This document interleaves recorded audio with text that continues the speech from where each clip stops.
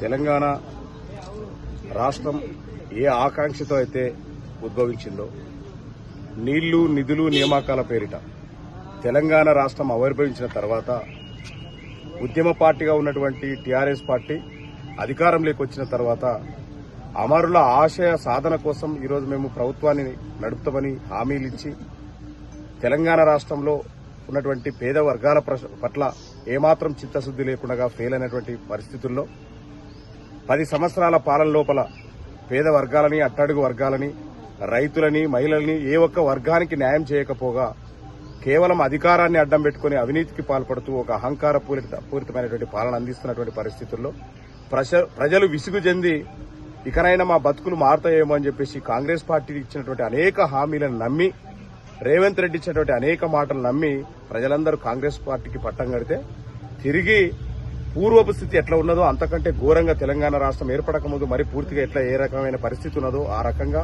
ఈరోజు సమాజాన్ని తెలంగాణ రాష్ట్రాన్ని ఎట్టేసిన పరిస్థితి, ఇచ్చిన హామీలు నెరవేర్చలేని పరిస్థితి.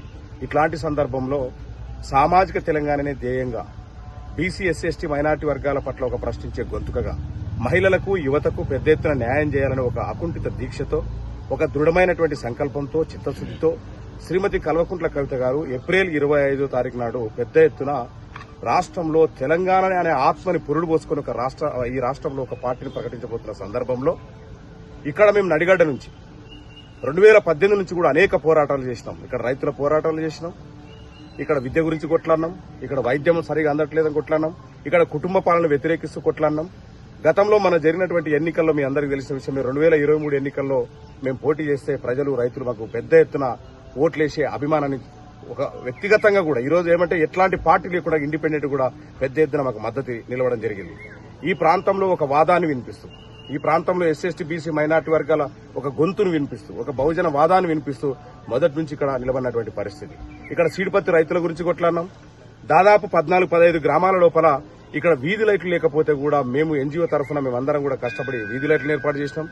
దాదాపు ఒక 15 గ్రామాల లోపల స్కూళ్ల లోపల సరైనటువంటి వసతులు లేకపోతే పిల్లలకి టాయిలెట్లు కావచ్చు, స్కూల్ రూమ్లు కావచ్చు, తరగతి గదులు కావచ్చు, అనేక టీవీలు కావచ్చు, తాగునీరు కావచ్చు, అనేక సౌకర్యాలు ఏర్పాటు చేసినటువంటి పరిస్థితి. ఇట్లాంటి పరిస్థితుల్లో మా కార్యకర్తలందరూ కూడా ఒక నిర్ణయం తీసుకొని అన్న ఈరోజు మనం ఏ వాదంతో అయితే ముందుకెళ్తున్నామో శ్రీమతి కల్వకుంట్ల కవిత గారు కూడా అదే వాదాన్ని పట్టుకుని ముందుకెళ్తున్నటువంటి పరిస్థితి ఉన్నది.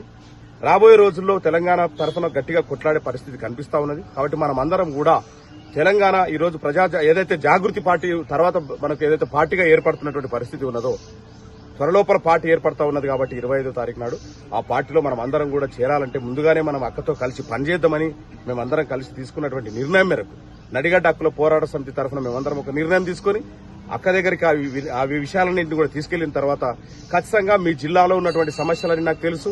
మీ జిల్లాలో ఏదైతే నెట్టెంపాడు ప్రాజెక్టు ఇష్యూ ఉన్నదో, ఏ రకంగా అయితే ఇరిగేషన్ సరైనటువంటి వ్యవస్థ లేక ఈ రోజు రైతులు ఎట్లయితే వలసపోతున్నారో, ఎట్లాగా విద్యా వైద్యం అందక ఏ రకంగా ఈ రోజు వెనుకబడి ఉన్నదో అన్ని విషయాలు నాకు అన్ని అవగాహన ఉన్నది.